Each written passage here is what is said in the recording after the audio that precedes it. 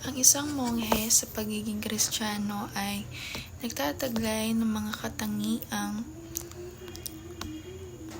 nakatuon sa ganap na pag-aalay ng sarili sa Diyos sa pamamagitan ng disiplina, panalangin at simpleng pamumuhay.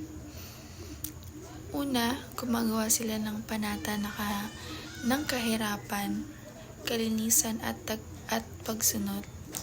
Tinatanggihan nila ang mga materyal na bagay upang mamuhay ng simple, nananatiling wagas, upang ituon ang sarili sa Diyos at sinusunod ang mga alintuntunin na kanilang komunidad. Ang kanilang buhay ay umiikot sa regular na panalangin at pagninilay-nilay, tulad ng Liturgy of the Hours, upang makamit ang mas malapit na kaugnayan sa Diyos. Karaniwan silang namumuhay sa loob ng isang komunidad, nagtutulungan sa panalangin, gawain at espiritual na paglago na nagpapakita ng kapatiran at pagkakaisa. Ang transformationalist Christian ay isang uri ng Kristiyano na naniniwala na ang pananampalataya ay hindi lamang tumutok sa personal na kaligtasan, kundi pati na rin sa pagbabago ng mundo sa pamamagitan ng mga prinsipyo ng Diyos. Ang layunin ng isang transformationalist ay gamitin ang mga turo ni Kristo upang baguhin ang lipunan, kultura at mga institusyon upang maging ayon sa kalooban ng Diyos. Naniniwala sila na ang pagiging Kristiyano ay hindi lamang isang espiritual na karanasan, kundi isang tawag upang mag-ambag sa pagpapabuti ng mundo sa pamamagitan ng pagtulong sa mga nangangailangan, pagsulong ng katarungan at paggawa ng mga makatarungang desisyon sa lahat ng aspeto ng buhay. Ang pacifist Christian o Kristiyanong pasipista ay isang uri ng Kristiyano na naniniwala sa mga prinsipyo ng kapayapaan, hindi pagkakaroon ng karahasan, at hindi paggamit ng pwersa sa paglutas ng mga hidwaan. Sa pananaw ng isang pasipistang Kristiyano, itinataguyod nila ang mga turo ni Jesus, partikular na ang pagmamahal sa kapwa, pagpapatawad at pag-iwas sa karahasan.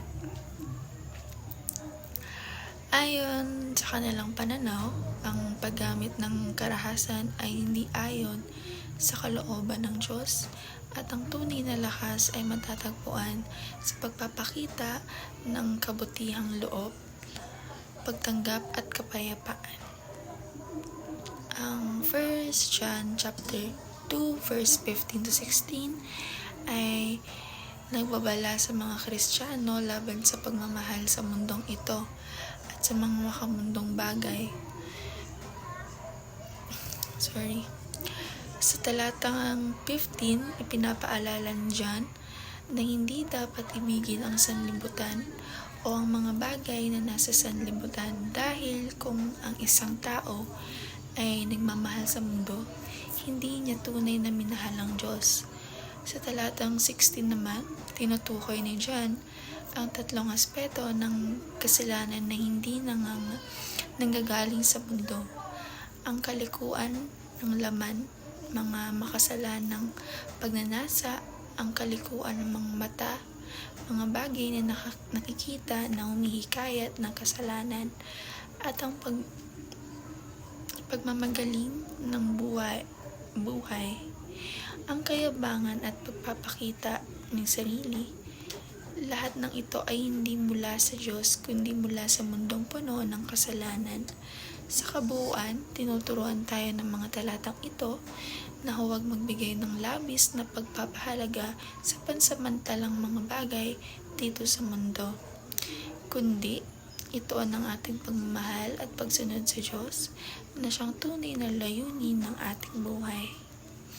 Ang utos ng huwag mahalin ng mundo ay isang mahalagang prinsipyo sa Kristyanismo na matatagpuan sa mga talata tulad ng 1 John chapter 2, verse 15 to 16. Pinapahayag nito na hindi dapat magbigay ng labis na pagmamahal o pagpapahalaga sa mga bagay ng mundong ito, kabilang na ang mga material na bagay, kasikatan at mga makamundong kaligayahan. Dahil ang mga ito ay pansamantala lamang at hindi nagbibigay ng tunay na kaligayahan o kasiyahan. Ang pagmamahal sa mundo ay maaaring magdulot ng pagkakaalipin sa mga makamundong hangarin at maglayo sa tao mula sa Diyos. Sa halip, tinuturuan ng kasulatan ang mga Kristiyano na ituon ang kanilang pagmamahal sa Diyos at sa mga bagay na may kahalagahan sa espiritual na buhay, tulad ng kabanalan, kabutihang loob at pagmamahal sa kapwa. Ang mundo na puno ng kasalanan at pagpapakita ng kalikuan ay hindi ang layunin ng isang Kristiyanong buhay, kundi ang pagpapalaganap ng mga ng pag-ibig ng Diyos at paggawa ng kanyang kalooban. Pursuing personal transformation involves a commitment to grow and evolve in various aspects of your life, emotionally, mentally, spiritually, and physically. It begins with self-awareness, acknowledging areas in your life that need improvement or change. Personal transformation requires intentional effort to shift your mindset, habits, and behaviors in alignment with your values and goals. It may involve setting clear, achievable objectives, seeking personal development opportunities, and building resilience to overcome challenges.